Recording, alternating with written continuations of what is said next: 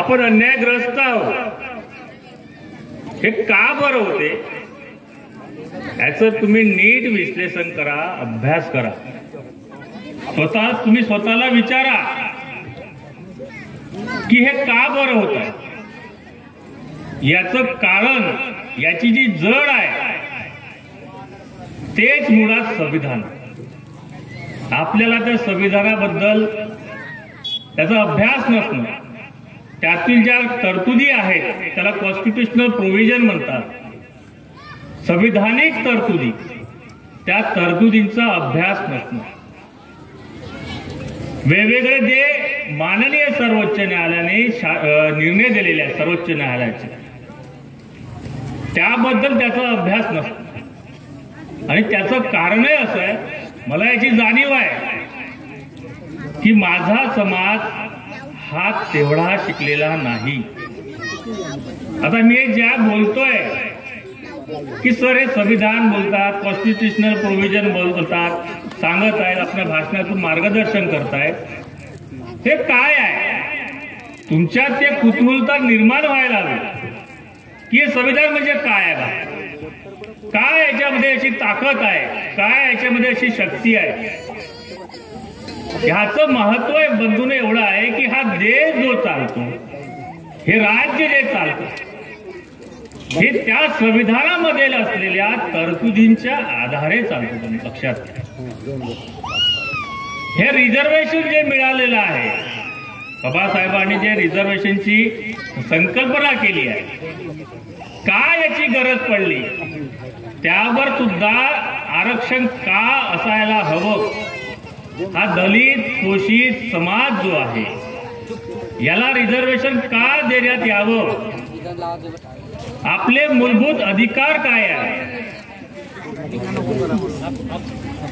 समता, बंधुत्व, समता, अन्याय, तुम्हाला बोलण्याचा अधिकार, तुम्हाला जगण्याचा अधिकार, हा कशामुळे तुम्हाला प्राप्त झाला. या देशात पंतप्रधानाची नेमणूक कशी होते, राष्ट्रपतीची नेमणूक कशी होते, लोकसभेला कोणते अधिकार आहेत, विधानसभेला कोणते अधिकार आहेत, ह्या सर्व बाबींवर प्रकाश जो टाकतो तो टाकतो संविधान. या संविधानाच्या विरुद्ध जाऊन कोणीच कोणावर एक तर अन्याय करू शकत नाही आणि किंवा कोणाला न्याय देऊ शकत नाही. आणि माननीय सर्वोच्च न्यायालयाने ह्या संविधानिक तरतुदीचा बंधून आधार घेतला. आपल्याला हे सुद्धा माहित नसते. आता मी जेवढंही प्रबोधन करतो, बाळांनो, हे बाळांनो,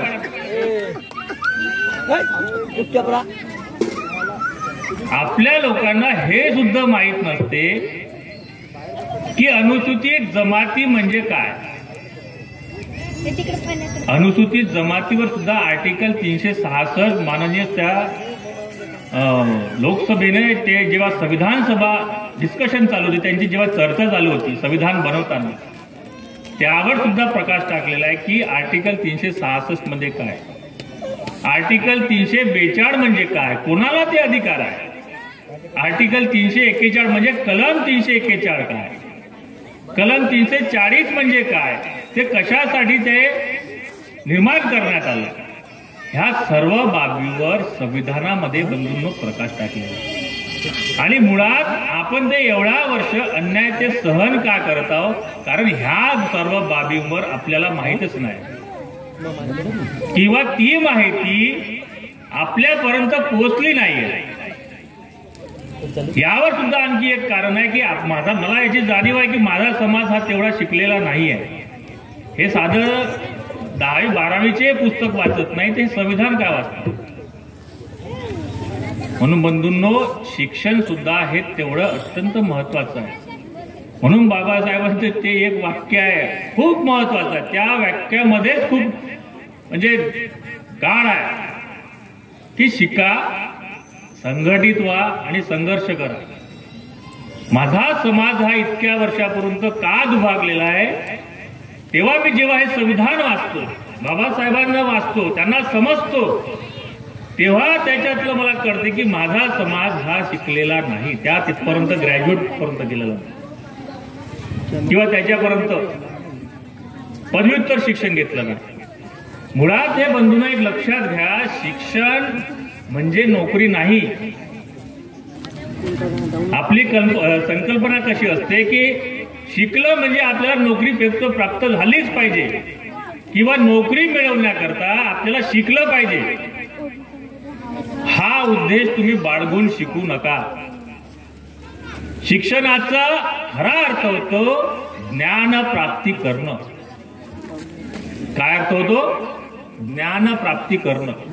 जर तुम्ही शिकाल तर तुम्ही संविधान वाचाल आणि ज्या दिवशी तुम्ही संविधान वाचाल, वेगवेगळ्या न्याय निर्वाळांचा अभ्यास कराल,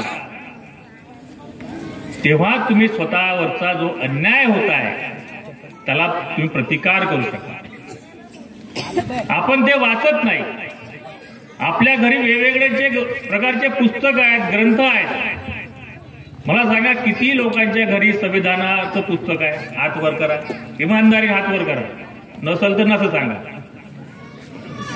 नाहीये. आता एवढ्या वर्षापासून मी ओरडू ओरडू बोंबलू खूप माझा गळा बसून गेला का पहिले ते वाचा. पण लोक वाचतील कशी? त्याचं कारणच ते आहे. प्रत्येक ठिकाणी हाय तांबलाटे गुरुजी येणार नाही लढा द्याल. प्रत्येक ठिकाणी तो डॉक्टर पूर्ण नाही येणार. प्रत्येक ठिकाणी तो विनायक वाघाडे नाही. जेव्हा तुम्ही कास्ट सर्टिफिकेट सेवेसाठी जेव्हा जाता SDO आणि एखाद्या जेव्हा कास्ट सर्टिफिकेट प्रकारे तुमचं घेत नाही, तो सेतूवरच तुमचे अडवते. सेतूवालाच म्हणजे SDO होते, तो घेतच नाही. ज्या दिवशी बंधूंनो तुम्ही हे संविधान वाचाल, हे कायदे कानून सगळे वाचाल ना, हे कोणी तुम्हाला अडवणार नाही, लक्षात घ्या.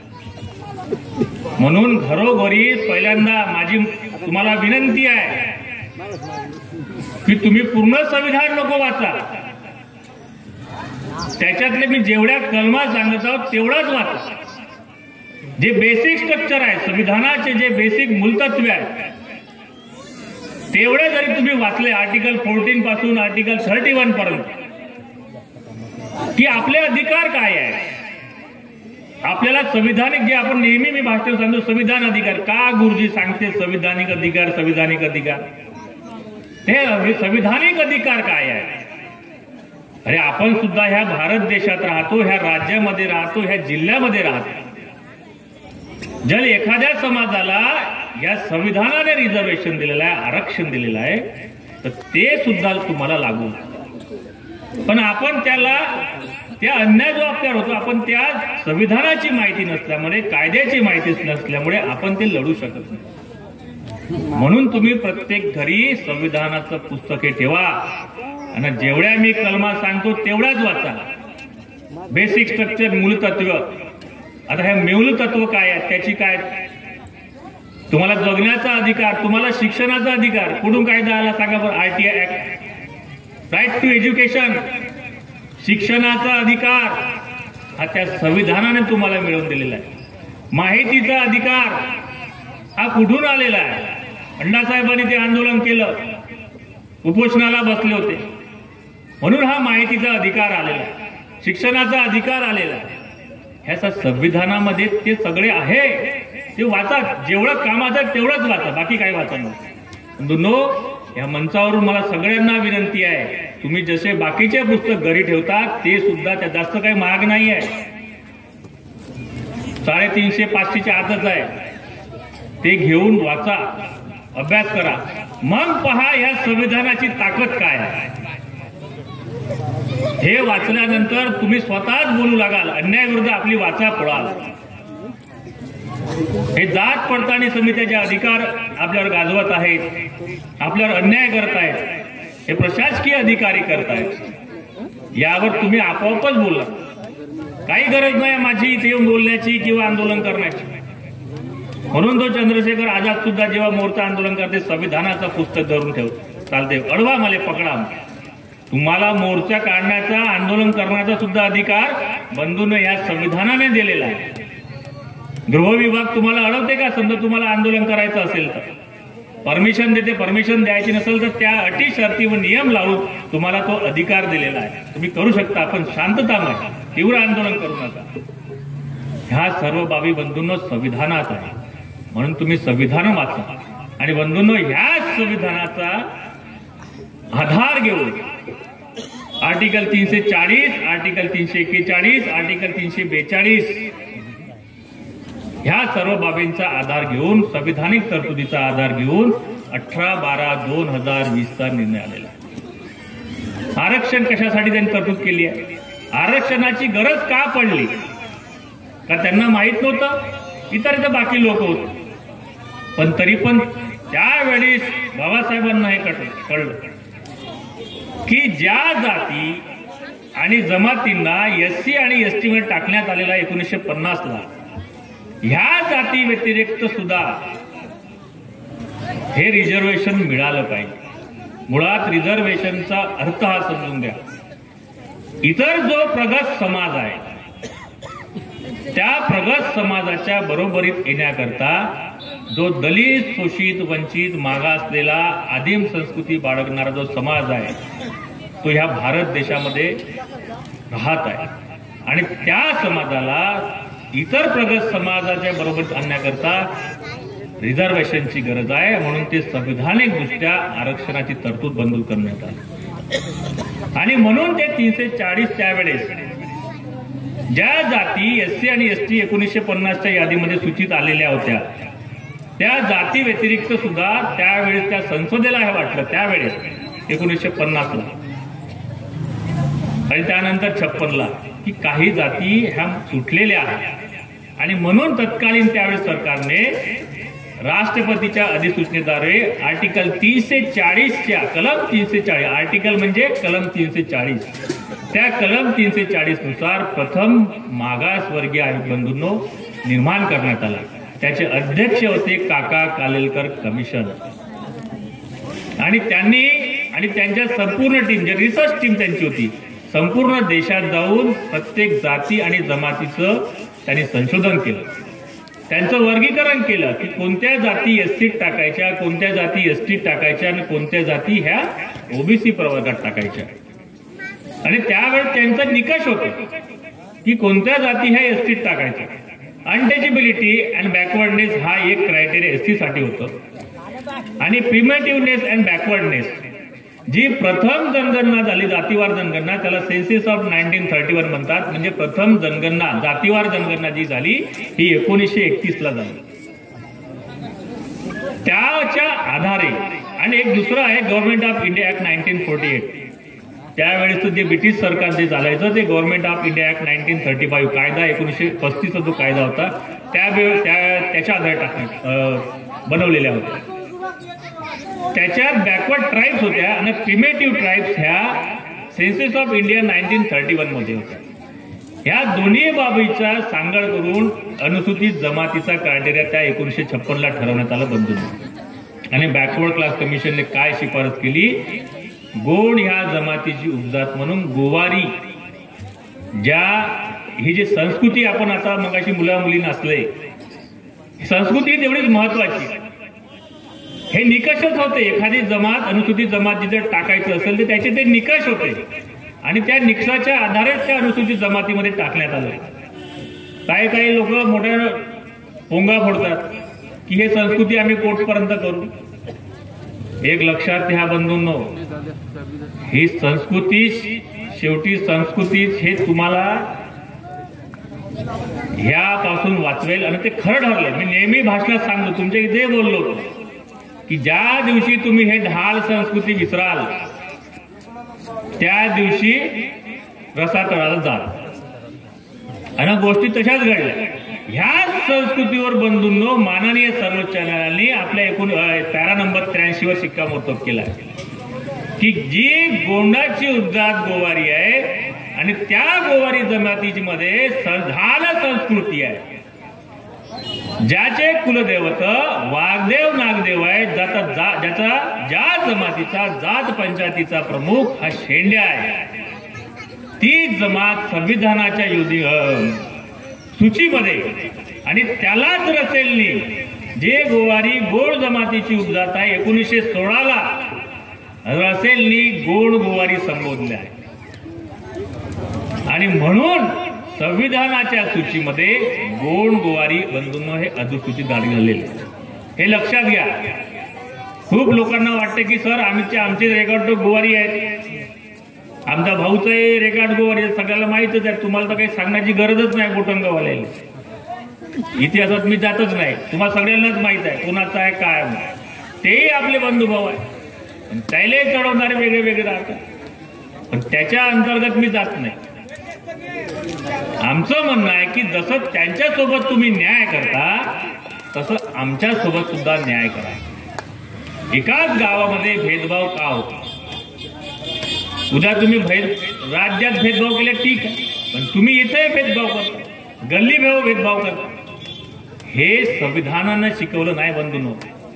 हे अधिकार त्यांना अधिकार नाही आहेत जात पडताळणी समितीला, कोणाला एसडीओला नाही, ह्या राज्याला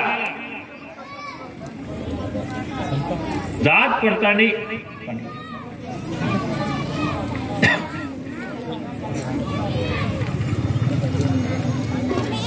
म्हणून बंधूंनो, संस्कृती ही तेवढीच महत्वाची.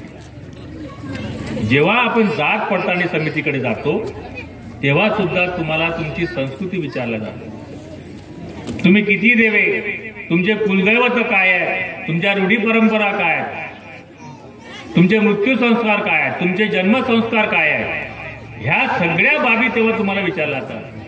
तेव्हा मग यांना आठवतं तामलाटे सर डॉक्टर पूर्णा, मग आम्हाला उत्तर पाठवा. ह्या गोष्टी नाही. कारण मुळात बंधूंनो लक्षात घ्या, संस्कृती मी काही सांगण्याला मी तुम्हाला सांगेल ना तुम्हाला येईल. संस्कृती ही बंधूंनो पिढी जात असते, हे आपल्या पिढीपासून आलेली आहे, आणि ते ठेवाचं काम हे बंधूंनो आपलं आहे, आपली जबाबदारी आहे. मला अभिमान आहे की हे जे आता तरुण पोर आलेलं आहे ह्या दृष्टीने यांनी पुढाकार घेतलेला आहे. प्रत्येक गावाखेड्यात मी पाहत आहोत आता नृत्य नाचत, गोड जमातीचा रेला नृत्य आहे, तसाच आपला घोडा नृत्य आहे, बिरवा नृत्य आहे, त्याला सुद्धा तुम्ही जिवंत करा. बिरवा नृत्य केव्हा नाचतात बाबाजी? गाय गोधना दिवशी नाचतात. हा लक्षात. जेव्हा गाय गोधन होते, आता त्या इतिहासात जात नाही ना, तर 2 तास लागते गाय गोधनाचा इतिहास. ते गाय गोधनाच्या वेळेस ते आपण बिरवा नृत्य नाचतो. घोडा नृत्य केव्हा नाचतो आपण?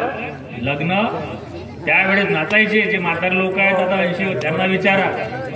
आधी आपल्या जमातीमध्ये लग्न विवाहाच्या वेळेस तिरकमटा मारायचे. आजी असतील काय भाऊजी? हरिण मारायचे.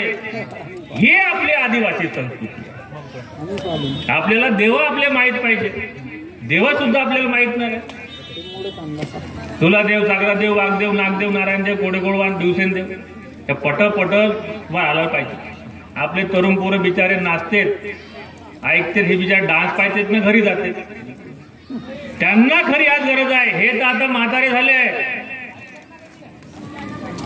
मूठ पूजा काय कशी केली जाते, आपण देव कसे मांडतो तांदळाच्या मुठी घेऊन, हे त्यांना माहित नाही. ते तर आता झाले बिचारे. आणि आपली ही जबाबदारी आता भविष्यात तरुण पोरांना ते टिकवता आली पाहिजे, कारण ते पिढीजात आहे. आणि मी भविष्य केलं होतं की ढाल संस्कृती ही तुम्ही ह्या समाजाला वाचवलं, आणि त्याच्यावरच माननीय सर्वोच्च न्यायालयाने शिक्कामोर्तब केलाय बंधू लक्षात घ्या, पॅरा नंबर 83 मध्ये. आणि त्याकरता माननीय सर्वोच्च न्यायालयाने the anthropological survey of India, the schedule tribe by K Singh, ज्याला माननीय सर्वोच्च न्यायालयाने ऑथेंटिक केलेलं आहे, ते केंद्राचं पुस्तक आहे. अँथ्रोपॉलॉजिकल सर्वे ऑफ, तो मानव संशोधन विभाग असतो. आता मानव संशोधन विभाग म्हणजे काय हे थोडक्यात संक्षिप्त स्वरूपात सांगतो. मानव संशोधन विभाग हे तुमच्या केसापासून तर तुमच्या नखापर्यंत सगळ्या ह्या बाबीचा अभ्यास करते. तुमची हाडांचं सुद्धा डीएनए करते, तुमच्या रक्ताचं सुद्धा ते डीएनए करते, त्याचं संशोधन करते. तुमची हनवटी कशी आहे, तुमचं नाक कसं आहे, तुमचे ओठ कसे आहे, तुमचे कान कसे आहेत, डोळे कसे आहे, यांची संरचना पूर्णचा अभ्यास करते. आणि त्यानंतर त्या जमातीवर त्यांचं जी ऍक्च्युअल कल्चर काय आहे, आदिवासी संस्कृती काय, त्या गाव खेड्यात जाऊन प्राचीन संस्कृती काय, त्यावर अभ्यास करते आणि त्यावर लिखाण करते. आणि हे अँथ्रोपॉलॉजी सर्व्हिस ऑफ इंडियाचा आधार नंतर आरजीआय घेते. आरजीआय म्हणजे एनसीएसटी घेते. आधी हे एनसीएसटी काय तेही तुम्हाला सांगतो की कलम 340 नुसार जेव्हा एखाद्या जमातीला अनुसूचित जमातीचा दर्जा प्रदान केला जातो, तर त्याची ही प्रोसेस आहे. त्या प्रोसेसनं तुम्हाला जावं लागतं.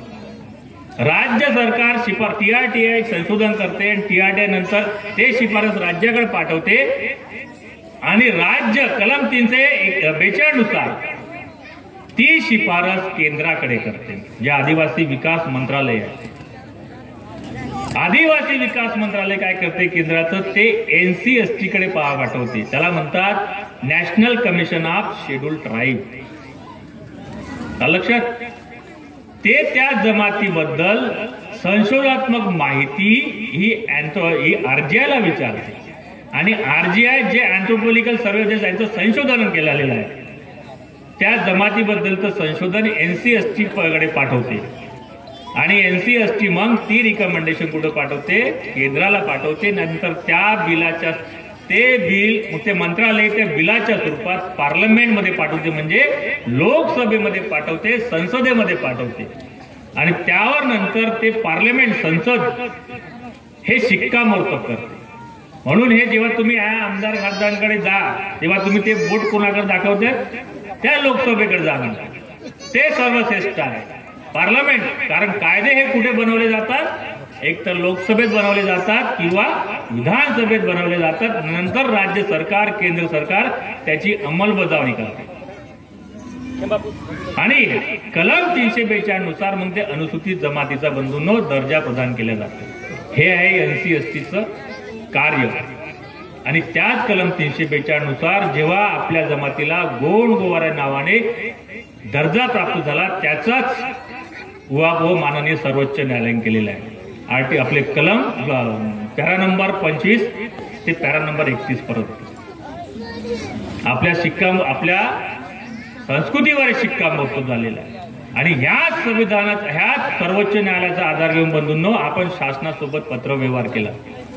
18/12/2020च्या निर्णयानंतर जो निर्णय लागला, त्या निर्णय लागल्यानंतर आपण त्या सर्वोच्च न्यायालयाचा जजमेंटचा अभ्यास केला आणि शासनासोबत पत्रव्यवहार केला. पत्रव्यवहार करून जे काही बाबी घडल्या आहेत ते विनायक बागडे तुम्हाला सांगतीलच. आणि त्याच्यानंतर शासनानं जेव्हा केलं नाही तेव्हा आपण आंदोलनात्मक पवित्रा आपण घेतलं बंधूंनो. त्यामागचं कारण आहे. कारण काय असेल, जर एखादी आपण पत्रव्यवहार केला एखाद्याच्या राज्य शासनाच्या विरुद्ध, केंद्र सरकारच्या विरुद्ध, आपण केंद्र सरकारला सुद्धा या भार पकडलेला आहे, NCST आयोगाला, त्यावर सुद्धा आपण पत्रव्यवहार सर्वोच्च न्यायालयाचा आधार घेऊनच या सर्वोच्च न्यायालयाचा आधार घेऊन पत्रव्यवहार केल्यानंतर जेव्हा आपण एखाद्या न्यायालयात जातो किंवा प्रशासकीय अधिकाऱ्याकडे जातो, राज्य सरकारकडे जातो, तर सर्वात प्रथम तुम्हाला ते विचारलं जाते की तुम्ही या अगोदर शासनासोबत पत्रव्यवहार केला आहे का.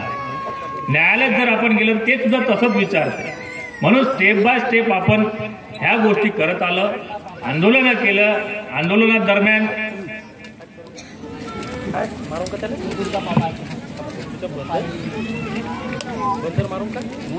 त्या बाबी आता जास्त बोलणार नाही. याची सर्वांना तुम्हाला माहिती आहे कसं झालं, का घडलं. आंदोलनादरम्यान जेव्हा 30 तारखेला आम्ही मुंबईत गेलो होतो,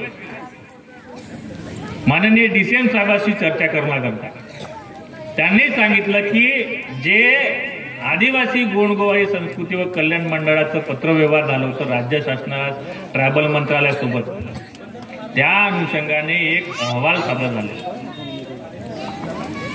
हे अहवाल का सादर झालेला आहे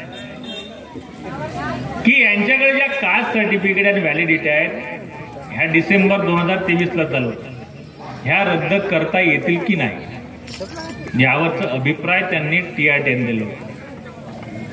जेव्हा आमची चर्चा झाली, सरकारी अधिवक्ता जो राहते राज्य त्यांच्यासोबत, त्यांनी मला प्रश्न विचारला की ह्या कास्ट सर्टिफिकेट आपल्याला रद्द करता येतील का. मी म्हटलं सर नाही. का नाही करता येतील. सुप्रीम कोर्टानं असं कुठं लिहिलं आहे की या 18 जो हायकोर्टाचा निर्णय लागला आणि सर्वोच्च न्यायालयाचा निर्णय झाला लागला, या दरम्यान ज्या कास्ट सर्टिफिकेट यांना प्राप्त झालेल्या आहेत, जात वैध प्रमाणपत्र प्राप्त झालं आहे, ह्या रद्द करता येतील का. सर्वोच्च न्यायालय कुठं लिहिलं. तर तिथे एक लॉ ऑफिसर होती, तिचं नाव नहीं घेता मैं सर, बोले ऐसे कहीं भी नहीं लिखा है, सिर्फ उन्होंने ये लिखा है कि they can not take further benefit. They can not take further benefit म्हणजे ह्या कास्ट सर्टिफिकेटचा आणि व्हॅलिडिटीचा ते उपयोग करू शकणार नाही। कोण करू शकणार नाही सांगा, कोण करू शकणार नाही? मग मी त्याचं उत्तर सांगतो, मीच सांगून देतो। डोक्याच्या वरून चाललाय का? भूक बीक लागली का? कोण करू शकणार नाही? गोवारी करू शकणार, पण त्याचा फायदा कोण घेऊ? जे ओरिजिनल गोंड गोवारी म्हणजे आपण। हे लक्षात घ्या, माननीय सर्वोच्च न्यायालयाने ढाल संस्कृतीवाल्यावरच शिक्कामोर्तब केलं आहे की ज्या समाजामध्ये ज्या गोंडाची उपजात जी गोवारी आहे, ती संविधानात जी गोंडगोवारी आहे, त्या गोंडगोवारी जमातीची संस्कृती ही ढाल संस्कृती आहे। हेच फक्त ते यूज करू शकणार। जेव्हा मी त्यांच्याशी चर्चा केली त्यांना ह्या सगळ्या बाबी कळल्या।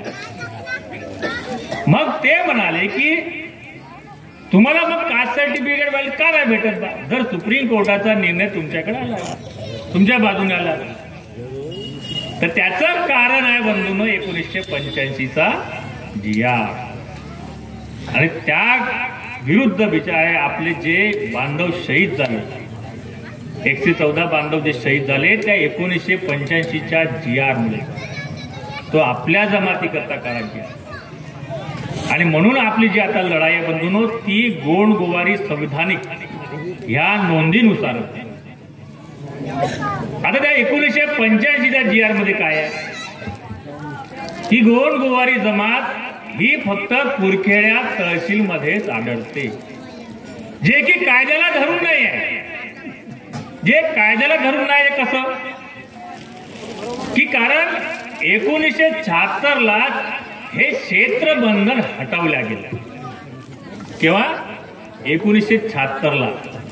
क्षेत्रबंधन म्हणजे काय, हे का बरं हटवण्यात आलं त्याला म्हणतात, त्याचं सुद्धा कारण सांगतो।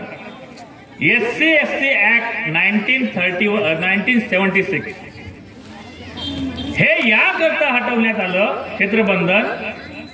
जसं या गोटनगावचा एखादा व्यक्ती आहे, तो 1950 ची जेव्हा घटना बनली, जेव्हा संविधान हे देशाकरता सुपूर्द झालं, याचा एक भाऊ 1950च्या आधी त्या गोंदियामध्ये राहायला गेला, तर गडचिरोली जिल्ह्यातल्या लोकांना कास्ट सर्टिफिकेट भेटायची, पण त्याला भेटत नाही। हे क्षेत्रबंधन असल्यामुळे, हे क्षेत्रबंधन कुठं होत केव्हा होतं? 1956चा जो SC/ST मॉडिफिकेशन ऑर्डर 1956 आदेश 1956च्या ज्या याद्या बनलेल्या होत्या त्यामध्ये ते क्षेत्रबंधन टाकण्यात आले होते। कोणतं होतं क्षेत्रबंधन? ते यवतमाळ मधले राळेगाव, वणी, केळापूर, अमरावतीमध्ये मेळघाट आणि चंद्रपूर जे हा त्यावेळेस गडचिरोली निर्माण व्हायचा होता, तर त्यावेळेस CPN बेरर होता गडचिरोली, चंद्रपूर मधला गडचिरोली आणि सिरोडचा हे क्षेत्रबंधन होतं। आणि हे क्षेत्रबंधन सगळ्यांना जे जमातीचे लोक आहेत त्यांना मिळायला हवं। जर एका भावाला जर भेटत आहे तर गोंदिया जिल्ह्याचा जो भाऊ आहे त्यांना सुद्धा मिळायला हवं। आणि म्हणून 1976चं अमेंडमेंट ऍक्ट आलं, क्षेत्रबंधन हटवण्यात आलं। आणि दुसरं कारण त्याचं होतं की जे आता 588 किती आपले आहेत लोकसभा, नाही 588 काहीतरी आहे तिथे, त्या तुलनेत त्यावेळेस कमी होते तिथे त्यावेळेस। आता लोकसभा मेंबर जास्त आहेत पॉप्युलेशन नुसार। आता ते त्या तुलनेत संविधानात ही तरतूद होती की त्या लोकसंख्येच्या या आदिवासी लोकांना, अनुसूचित जमातीच्या लोकांना, ST लोकांना राजकीय प्रतिनिधित्व मिळालं हवं। म्हणजे आपल्या जे दुखणं आहे, ज्या मागण्या आहेत, त्या मागण्या त्या लोकसभेत मांडण्याकरता त्यांना मांडता येण्यात यावं, म्हणून ते राजकीय प्रतिनिधी एरिया रिस्ट्रिक्शन हटवण्यात आलं। हे केव्हा हटवण्यात आलं? 1976 ला। मग मी त्यांना सरांना म्हटलं, वकील साहेबांना, की जर 1976 ला जर एरिया रिस्ट्रिक्शन रिमूव्ह झालेलं आहे, हटवण्यात आलेलं आहे, तर ह्या 1985च्या GR मध्ये तुम्ही गोंड गोवारी जमात हे फक्त कुरखेडा तहसील मध्येच आढळते, हे कोणत्या कायद्याला धरून आहे? तर ते निरुत्तर झालं. आणि दुसरा आपला मुद्दा होता की अफिनिटी. 1985च्या GR मध्ये म्हणजे अफिनिटी काय, त्यांची कल्चर काय. मुळात अफिनिटीचा हा अर्थ होतो, आप्तभावाचा अर्थ होतो की आपल्या सोबतचा दुसरा समाज एकमेकात त्यांच्या कोणा एकमेकाच्या लग्नात जाणं, विवाह प्रसंगी, मृत्यू प्रसंगी, जन्म प्रसंगी एकमेकाच्या सुखात दुःखात जाणं, हा तुमचा आप्तभाव. पण ह्या जात पडताळणी समित्या, राज्य सरकार त्या अफिनिटीचा अर्थ वेगळा काढतात. त्या 1985च्या GR मध्ये कल्चरच नमूद नाही आहे गोंडगोवारी जमाती. जर कल्चरच नाही आहे त्या 1985च्या GR ला माननीय सर्वोच्च न्यायालयाने ऑथेंटिक केला. जर ऑथेंटिक केलाय तर मग हे चुकीचं कसं. आणि म्हणून आम्ही 1985 जेव्हा त्याला ह्या बाबी लक्षात आला हे गलत आहे म्हणते सरकारी अधिवक्ता जो म्हणत होता अभिवक्ता, हे चुकीचं झालं आहे, हे दुरुस्त करायला हवं. आणि त्या अनुषंगाने बंधूंना आपण आंदोलन आणखी तीव्र करत 10 तारखेला जेव्हा DCM साहेबांसोबत आमची शासकीय अधिकाऱ्यासमोर लॉ विभागाचे अधिकारी सेक्रेटरी होते, ट्रायबल विभागाचे सेक्रेटरी होते, त्यांचा समक्ष जेव्हा मी समाजाच्या वतीनं रिप्रेझेंटेशन केलं तर ते केवळ 1 मिनिट बोलले. डॉक्टर पूर्णा साक्षीदार आहेत, ते स्वतः मीटिंग मध्ये होते. 1 मिनिट. म्हणजे आपण जेव्हा एखाद्या कायद्याला धरून जातो, संविधानिक बाबी आपण मांडतो, संविधानिक तरतुदीनुसार जातो, तर तो भले किती IAS सचिव म्हणल्यानंतर ते सगळे IAS लोक राहतात, ते कसे निरुत्तर झाले. सरकारी ह्या राज्याचा अधिवक्ता जर निरुत्तर होत आहे म्हणजे काही लहानसा गोष्ट आहे का. आपण त्याच बाबीला धरून आपण आपली मीटिंग झाली आणि हे वडणी कमिटी बसली. आता वडणे कमिटी आता कोठून कोणा गोंधळला ना कोणता काम कुठे अडला हे माननीय ऑनरेबल जस्टिस KL वडणे साहेबांनाच माहित. आता तेही गोंधळले असते. आता त्यांचा अहवाल केव्हा येते काय येते यावर मी जास्त बोलणार नाही. कारण आपली मागणी काय आहे, सर्वोच्च न्यायालयाला धरून. आता विरोधक आहेत तेवढ्याच ताकदीने त्याच्यावर भिडत असतील, यायच्या विरोधात जा. पण तुमच्या बाजूने कोण आहे, सर्वोच्च न्यायालय, म्हणून तेही आता गोंधळात पडले असतील. त्या अनुषंगाने बंधूंनो आता हे चालू आहे. आंदोलन झाले, उपोषण झाले. 10 तारखेला मीटिंग झाली, 30 तारखेला या उपोषण झाली म्हणजे मीटिंग झाली. त्यानंतर वडणे कमिटी आली. 15 जुलैला वडणे कमिटी वडणे साहेब आले, त्या समक्ष सुद्धा रिप्रेझेंटेशन केलं. वडणे साहेबांनी आमचा सगळा पोचाळा ऐकून घेतला 10-15 मिनिट. मला तुमचा सुप्रीम कोर्टाचा निर्णय माहित आहे, मी 3-4 वेळा अभ्यासही केला. हायकोर्टाचा निर्णयाचा अभ्यास केला. पण आता घोडाघोडी अडला काय समजे नाही. जर एवढा सगळे माहिती तुम्ही अभ्यास केला तर मग तुम्ही 6 महिने घेतल्या, 8 महिने घेतल्या. इकडे आचारसंहिता लागली, इलेक्शन संपली, सरकार बसूनही गेली. ते आता कोणता अभ्यास करत राम जाणे. म्हणून आपण आंदोलनात्मक दृष्टीने सुद्धा चाललो बंधूंनो. आणि भविष्यात आपण आता जे सध्या परिस्थिती चाललो ते न्यायालयीन मार्गाने सुद्धा चाललो. त्यांनी 2 प्रश्न असे विचारले मला जेव्हा मी रिप्रेझेंटेशन केलं समाजाच्या वतीने, संघर्ष कृती समितीच्या वतीने. मला 2 गोष्टीवर मला विषय सांगा. त्यांनी पहिला प्रश्न विचारला की बॅकवर्ड क्लास कमिशन जो प्रथम मागासवर्गीय, त्याला मगाशी मी तुम्हाला सांगलो कलम 340 नुसार जो बसलेला आहे. त्याने म्हटलं की तुम्हाला कलम 342 माहित आहे. म्हटलं सर मला त्या सगळ्या गोष्टी माहित आहे. तुम्हाला you are well qualified person, तुम्हाला सगळ्या गोष्टी बाबी माहित आहेत. आम्ही आमची निवेदने दिलं होतं.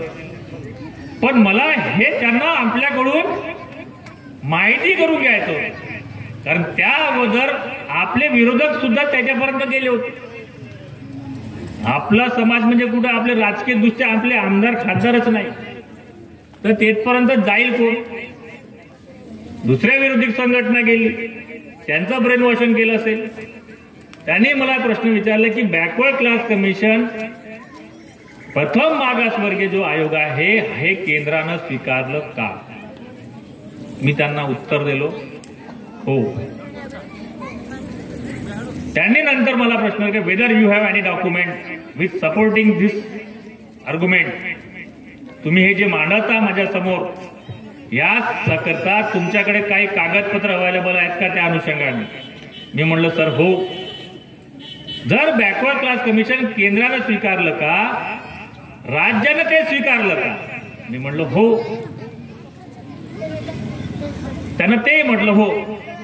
आणि त्या अनुषंगाने मी कागदपत्र सुद्धा त्यांना सादर केलं आणि ते कागदपत्र पाहून त्यांचं ते समाधान झालं. यस म्हणे, करेक्ट म्हणे. मग त्यांनी मला तिसरा प्रश्न विचारला. 2 प्रश्नाचं मी उत्तर दिलं, पण तिसरा प्रश्न त्यांनी उत्तर आणखी वेगळा विचारलं. जर ह्या सगळ्या गोष्टी झाल्या आहेत तर हे एंट्री गोवारी काऊन आली? मला हा त्यांनी तिसरा प्रश्न विचारला.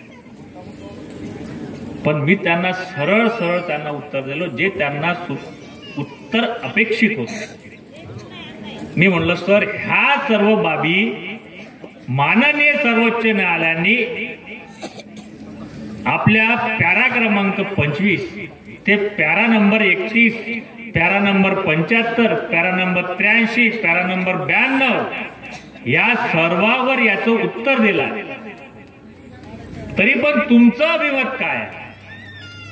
मी म्हणलो सर, हे जे तुम्ही मला तिसरा प्रश्न विचारला, हाच प्रश्न माननीय सर्वोच्च न्यायालयाने 18/12/2020 जो निर्णय आला त्याच वेळीच राज्य सरकारला विचारलं असतं, केंद्र सरकारला विचारलं असतं. It is a matter of honourable supreme court and it is a matter of honourable parliament. हे त्या संसदेला विचारायला पाहिजे होतं, हे ते त्या सुप्रीम कोर्टाने राज्य सरकारला विचारायला पाहिजे होतं आणि केंद्र सरकारला विचारायला पाहिजे. तेव्हा त्यांचं हे समाधान झालं. बंधू लक्षात घ्या, त्यालाही समजलं की ये कच्चे गोटी खेलेवाला लड़का नाही दिख रहा है. त्याला समजून गेलं की हा त्याचा अभ्यास करणारा माणूस आहे आणि हा वेल प्रिपेअर्ड होता. म्हणून आपलं 15 ते 20 मिनिटात आमचं हे घेतलं.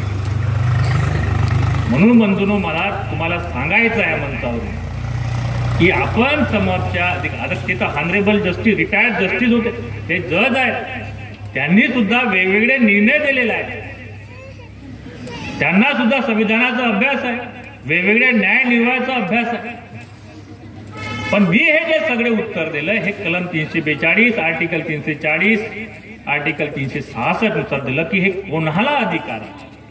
आणि बंधूंनो, त्या अनुषंगाने आपल्याला भविष्यातली सुद्धा लढाई लढायची आहे. जसं हे अधिकार राज्याला आहेत. आजच्या परिस्थितीत जे काय कमिटी आलेली आहे, कमिटी बनवलेली आहे शासनाने, वडणे कमिटी याला म्हणतात, ते जर लवकर तात्काळ करायचं तर आपल्याला राज्याकडे, म्हणजे जे आता सीएम आहेत, राज्य शासन करते, याच्याकडे आपल्याला जावं लागेल. त्या अनुषंगाने आपल्याला त्याच्याकडे पाठपुरावा करावा लागेल. आपली मागणी मांडावी लागेल की साहेब 8 महिने झाले हे माझ्या जे समाजातील विद्यार्थी आहेत त्यांना ज्या शैक्षणिक अडचणी निर्माण झालेल्या आहेत, नोकरी विषय ज्या अडचणी निर्माण झालेल्या आहेत, स्कॉलरशिप विषय अडचणी निर्माण झाल्या आहेत, जे खेड्यापाड्यात माझा जो समाज आहे, आर्थिकदृष्ट्या मागासलेला समाज आहे, त्यांना घरकुलाची गरज आहे, त्यांना आदिवासी फॅसिलिटीची गरज आहे, हे लागू करण्याकरता तुमचा वडणे कमिटीचा अहवाल हे येणे अपेक्षित आहे, तात्काळ येणे अपेक्षित आहे. झालं आम्ही 8 महिने, बाकी इतर जाती जमातीचा अहवाल तुम्ही 1 महिन्यात सादर करता. 1 महिन्यात पुऱ्या राज्याला, पूर्ण मंत्रालय, पूर्ण विभागाला तुम्ही कार्यरत करता. मी सुद्धा कोणत्या कार्यालयात काम करतो. तुम्ही आदेश देता 1 महिन्यात तुम्ही त्या नोंदी शोधून काढा, पुरी महाराष्ट्रातली शासकीय यंत्रणा शोधून काढा. अरे तुम्ही तुमचे आमदार आहेत, खासदार आहेत, मंत्री संत्री आहेत, माझ्या समाजाचे आमदार कोण आहेत? साधा जिल्हा परिषद एक सदस्य झाले बिचारी, ते माहेश्वरताई, तिच्या मागे फटाके लावून ठेवला. म्हणून भविष्यात सुद्धा तुम्हाला राजकारणात बंधूंनी यावं लागेल, कारण पॉलिटिक्स इज अ पॉवर. हे जे सगळी लढाई चालते ही पॉवरसाठी राहते. तुमच्या सोबत साधा साईडला पांटेला थर्रा बनवणारा पोरगा एखादा सरपंच झाला तर त्याला सरपंच भाऊच म्हणाल, त्याला सरपंच साहेबच म्हणाल, नावान म्हणाल का त्याला अभेसुटून? हे ताकद, राजकीय ताकद तुम्हाला राजकारणात सुद्धा उतरावं लागेल. त्या दृष्टीने सुद्धा आपल्याला तयारी करावी लागेल. न्यायालयीन दृष्टीने आपली तयारी चालूच आहे, ते मार्गदर्शनात त्याच्याच मार्गदर्शनात चालू आहे. सुप्रीम कोर्टामध्ये इंटरव्हेनर आपण झालेला, आपली लढाई चालूच आहे, आपण थांबलेलं आहे. 85चा GR जो आपला मुळाची आपली जी नस आहे तेच आपण दाबलेली आहे. बबन लसवंतीची केस आहे, स्टेट ऑफ बबन लसवंती वर्सेस जात पडताळणी समिती, त्या सुप्रीम कोर्टाच्या केसमध्ये आपण इंटरव्हेनर झालो. जशी ही आपली लढाई चालू आहे, आंदोलनात्मक लढाई चालू आहे, प्रशासकीय लढाई चालू आहे, तशीच तुम्हाला राजकीय लढाई सुद्धा लढावं लागेल भविष्यात. या समाधान हे आवश्यक आहे, हे काळाची गरज आहे. तरुण पोरांनी राजकारणात येणं आवश्यक आहे. तुम्ही जिल्हा परिषद तुमच्या पोटचं दुखणं कोण सांगाल? प्रत्येक ठिकाणी तामलाडे सर येतील, प्रत्येक ठिकाणी बाकीचे लोक येतील. मग तुमच्या मागण्या ज्या आहेत, जे तुमच्यावर अन्याय होते, हे वाचा कोण पडल? तर तुमचा कोणतरी राजकीय प्रतिनिधी राहील, तो तुमचे प्रश्न मांडेल, आपले प्रश्न सोडवून घेईल. न्यायालयीन लढायला आम्ही चाललो होतो कोर्टामध्ये. इंटरव्हेन्शन झालं म्हणजे हस्तक्षेप याचिका टाकलेली आहे, आणि त्या हस्तक्षेप याचिला मला या मंचावर सांगित तुमची सुद्धा मदत बंधून हवी आहे. 85च्या GRला हे कसं चुकीचे आहे, लॉ बेस कसं आहे, कायद्याला धरून कसं आहे, संविधानाला धरून कसं आहे. आपली मागणी ते बबन लसवंते अनुसूचित जमातीचा आहे का, दर्जाचा आहे का, ते आमचं काय घेणं देणं नाही. Let them the high supreme court decide. हे सुप्रीम कोर्टाच्या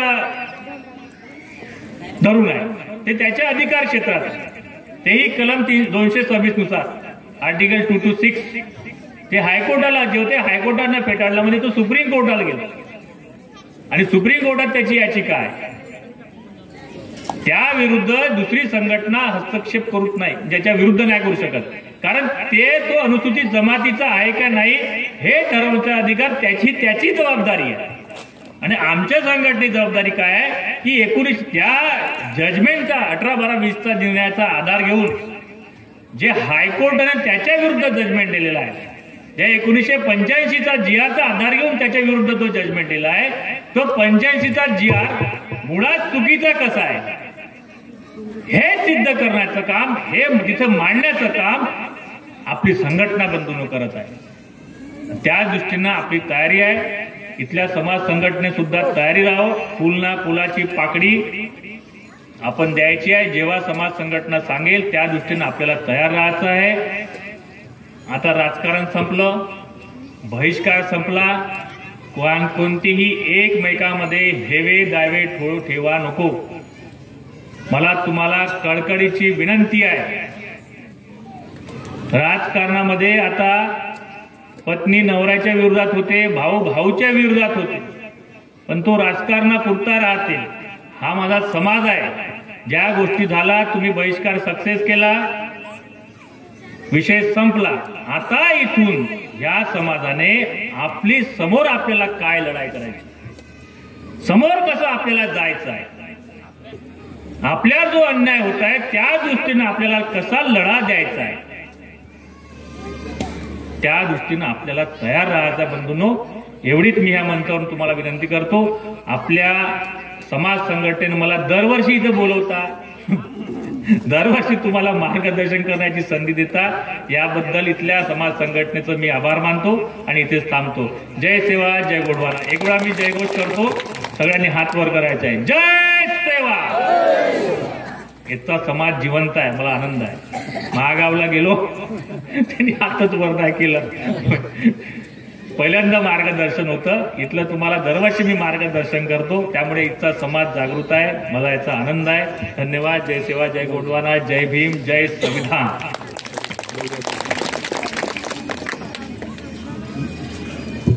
धन्यवाद साहेब, खूप सुंदर असं संविधानिक मार्गदर्शन केलं.